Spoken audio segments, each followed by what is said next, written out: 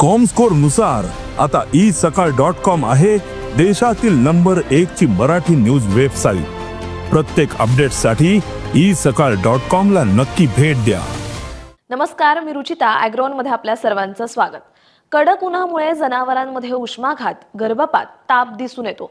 हिरव्या चाऱ्याअभावी जनावरांचं आरोग्य बिघडतंय। याशिवाय पावसाळ्यापूर्वी केल्या जाणाऱ्या लसीकरणामुळेही जनावरांवर ताण येत असतो। अशा प्रतिकूल वातावरणात जनावरांची कशी काळजी घ्यायची याविषयीची माहिती आपण या व्हिडिओतून जाणून घेऊयात। राज्यात सध्या बहुतांश भागात तापमान 40 अंशापेक्षा जास्त आहे। राज्यभर तापमान आणखी वाढण्याची शक्यता हवामान विभागाने वर्तवली आहे। माणसांसोबतच जनावरांनाही उन्हाचा तडका जाणवतोय। उष्णता आणि आर्द्रतेमुळे जनावरांची शरीर प्रक्रिया आणि संतुलन बिघडते।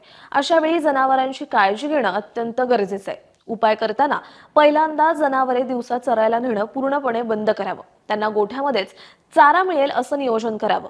जनावरे सावलीत, थंड ठिकाणी, मोकळी, खेळती हवा असणाऱ्या जागी बांधावीत। जनावरांना भरपूर थंड सतत पाणी पिण्यासाठी सोय तयार करा। गोठ्याचं छत, पेंडी, गवत, पांढरा रंग, पाण्याचा शिडकावा यातून थंड करावं। गरजेप्रमाणे दुपारी जनावरांच्या अंगावर, डोक्यावर थंड पाणी शिंपडावं। तुळस, मंजिष्ठा, शतावरी, अश्वगंधा, अनंतमूळ, पिंपळी, आवळा यासारख्या वनस्पतींचा वापर करून जनावरांतील ताण कमी करता येतो। याशिवाय म्हशींच्या लहान वासरांची विशेष काळजी घेऊन त्यांना ऊर्जावर्धक औषधं द्यावी। जनावरांच्या आहारात पशुतज्ञांच्या सल्ल्याने जीवनसत्व अ, जीवनसत्व क आणि उष्णतारोधक सेलेनियम जीवनसत्व ई याचा वापर करावा। जनावरांच्या शरीराचं तापमान जर वाढलं असेल तर लगेच पशुवैद्यकाकडून उपचार सुरू करावेत। गाभण जनावरांतील गर्भपात टाळण्यासाठी त्यांना दिवसभर पूर्ण सावलीत ठेवावं। अस्वस्थ जनावरांवर तातडीने उपचार करावेत।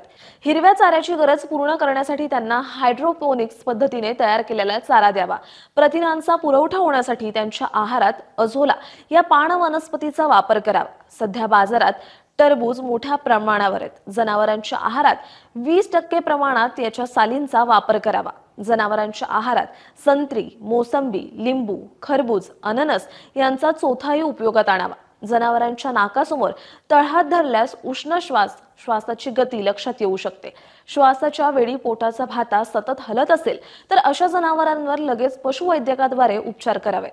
शरीराच्या कातडीत पाण्याचे प्रमाण कमी झाल्यास चिमटीत येणारी कातडी चिमटी दाखवते। अशा जनावरांना तात्काळ पुरेसे सलाईन उपचार गरजेचे आहेत।